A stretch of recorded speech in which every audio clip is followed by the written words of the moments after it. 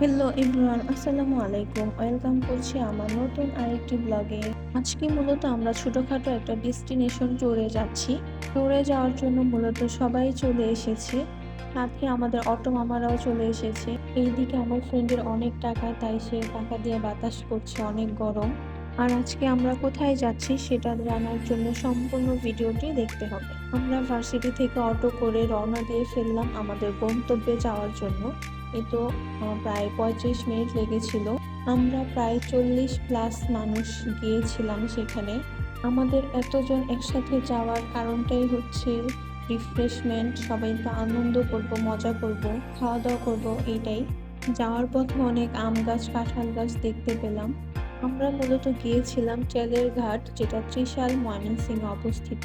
জায়গাটা আসলেই অনেক সুন্দর, কারণ নদী ছিল, গাছ ছিল, অনেক বাতাস। এই গরমের মধ্যে এরকম একটা রিফ্রেশমেন্ট সত্যিই দরকার ছিল। আর এই পুরো আয়োজনটা করেছে career club. Thank you career ক্লাবকে এত সুন্দর একটা আয়োজন করার জন্য, সবাইকে একসাথে নিয়ে। এই তো সেই বটগাছ, যার ছায়াতলে আমরা সবাই বিশ্রাম নিচ্ছিলাম, কারণ এত গরম ছিল। সেই ছায়াতলে বসতে হয়েছে।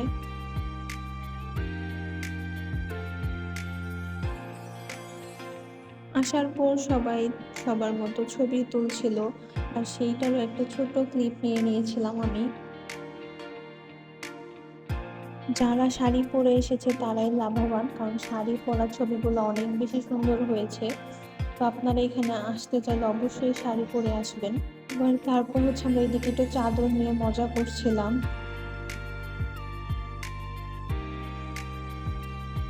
সবার বসার ব্যবস্থা করে আমরা ক্লাব মেম্বাররা একটা গ্রুপ ছবি নিয়ে নিয়েছিলাম এর ফাঁকেই। আমাদের ফটো সেশন শেষ হওয়ার পরপরই হচ্ছে আমাদের খাবারের পালা ছিল।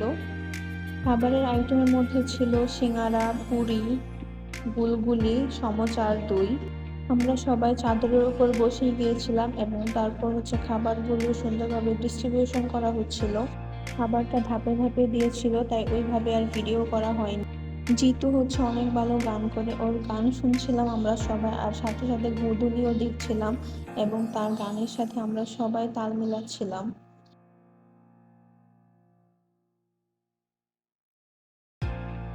এখানে গুদুলি দেখার সময় মনে হচ্ছিল যে ইনানি বিচের ফিল পাচ্ছিলাম, কারণ পাশে অনেক বড় এবং অনেক সুন্দর একটা নদী ছিল।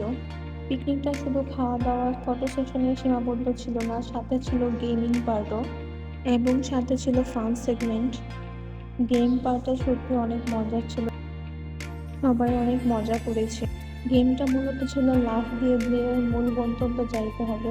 এট দ্য এন্ড ৩ দলই হচ্ছে ঝগড়া লেগে গিয়েছিল, তারা জিতেছে তারা জিতেছে।